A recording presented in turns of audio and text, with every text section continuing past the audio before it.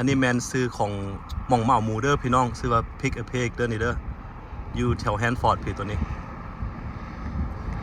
สบายดีมื้อนี้ก็พากันมาเอาหมูเนาะมื้อนี้เนาะก็เลยสิมาถ่ายให้เบิ่งว่าหม่องเอาหมูเป็นจังได๋อันนี้มันอยู่เมือง Riverdale นี่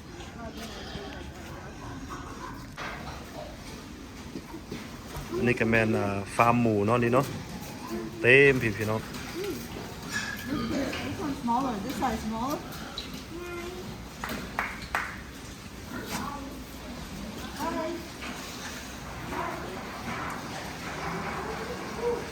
หลายขนาดพี่น้องตัวใหญ่ตัวน้อยมีหมดทุกไซส์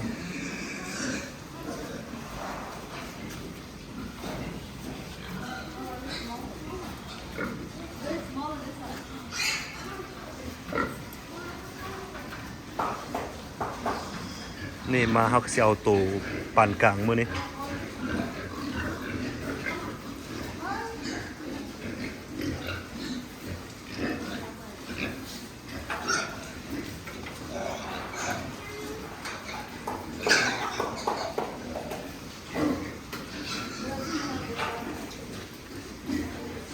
อยู่นี่เขาเจ้าเอาเอาห้ำให้หมูกินอยู่นี่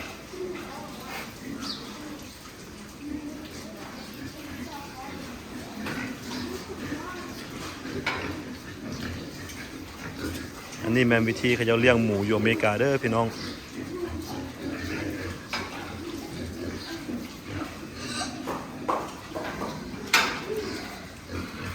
มีหม่องเอาน้ำให้กินอยู่หั่น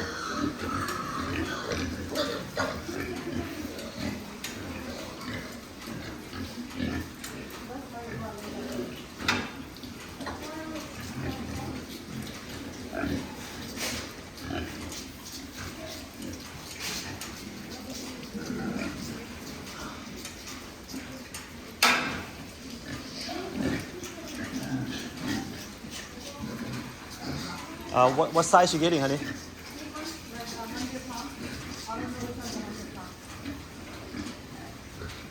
Look at the water. อยู่เทิงนี่ก็มีสายน้ำเนาะน้ำมันย่อยลงอันนี้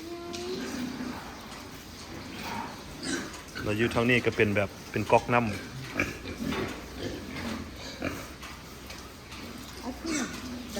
I think bad. You pick it.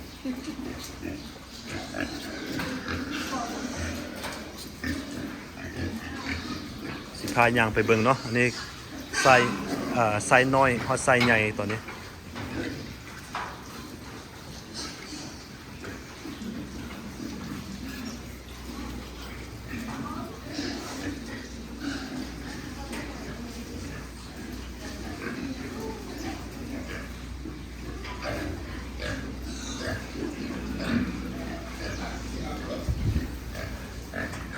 ทางปีกก็เป็นขั้นใดใครเฮ็ดเป็นขั้นใดขึ้น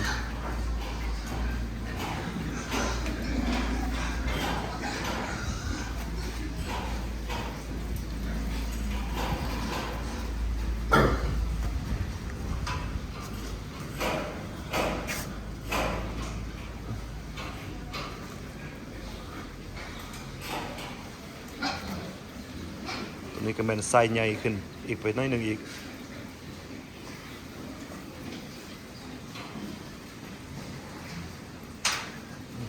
ตัวนี้แห้งใหญ่ตัวนี้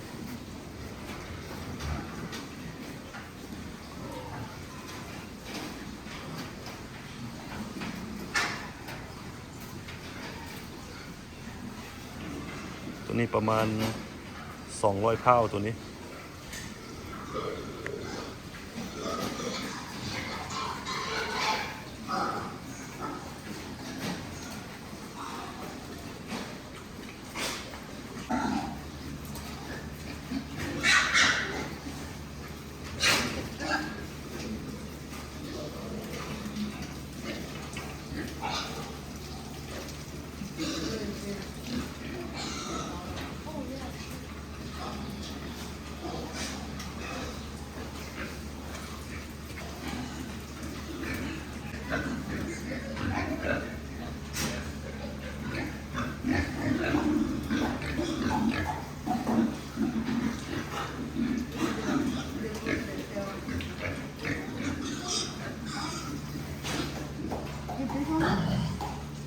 Yeah, just pick anything, whatever you think is good.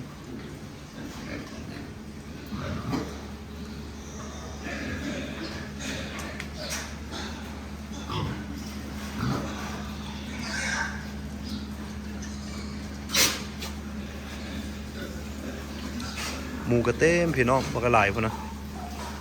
ผู้ใดสนใจอยากมาเอาอยู่ใกล้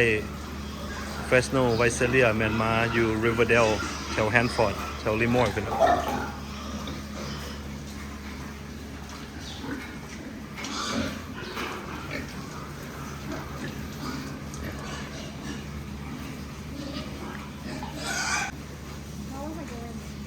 Look, they're fighting. Look, they're fighting.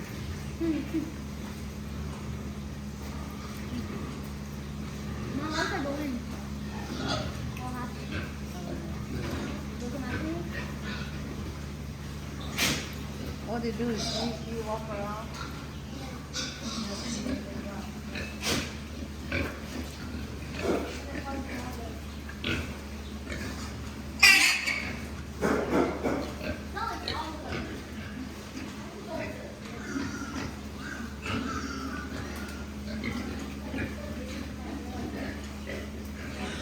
หมูเขาจะกันหลายพี่น้อง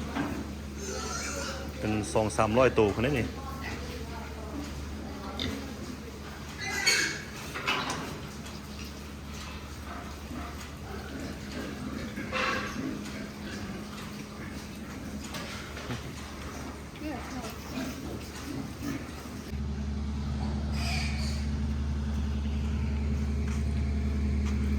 มันก็แม่นหมองเมาหมูเนาะนี่เนาะเป็นฟาร์มใหญ่เลยนี่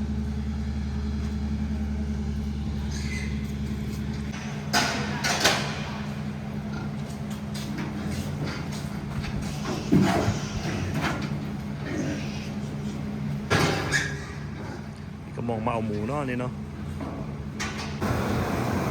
นี่ก็เป็นราคาของตัวหมูเด้อนี่เด้อ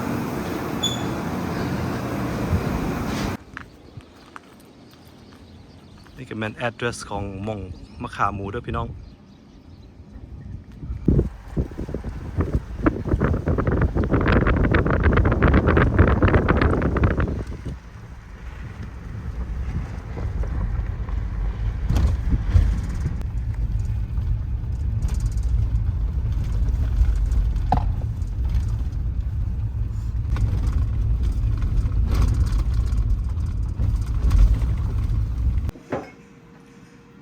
อันนี้ก็แม่นลาบหมูเนาะลาบหมูที่พวกเราไปเอามามื้อนี้แม่เพิ่นหาก็เฮ็ดแล้วนี่ใส่มีหนังหมูตับหมูข้างในหมูนี่อยู่ในนี่หมดเลยแต่แซ่บเลยพี่น้องมาเด้อกินข้าวนำกันอยู่อันน่ะทางที่ก็แม่นแกงเนาะแกงหมูมีต้มมีเครื่องในมีไส้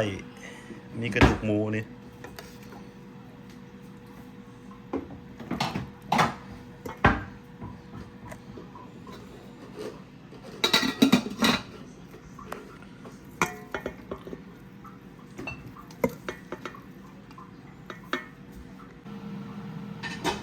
อยู่ทางพี่เขาก็มีบาร์บีคิวเนาะบาร์บีคิวปิ้งสิ้นปิ้งหนังปิ้งกระดูกคาง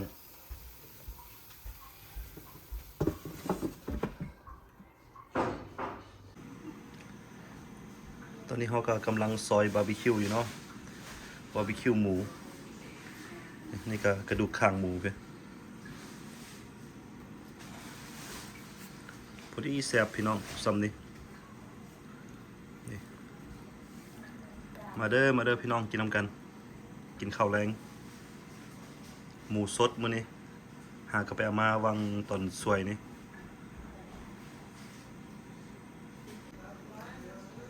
อันนี้ก็แม่นใส่หมูเนาะเฮาสิซอยใส่กับแกงอันนี้ต้มอ่อนๆเดี๋ยวนี้เด้อพี่น้องกินข้าวนำกัน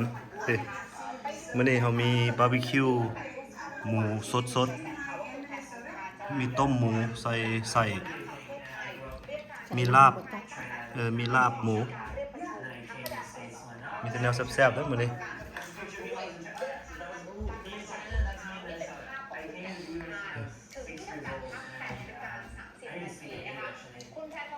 ก็มากินน้ำกันเด้อ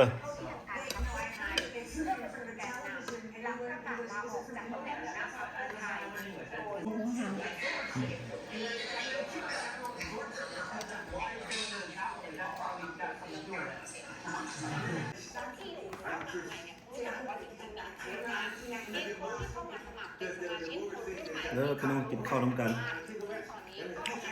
บาร์บีคิว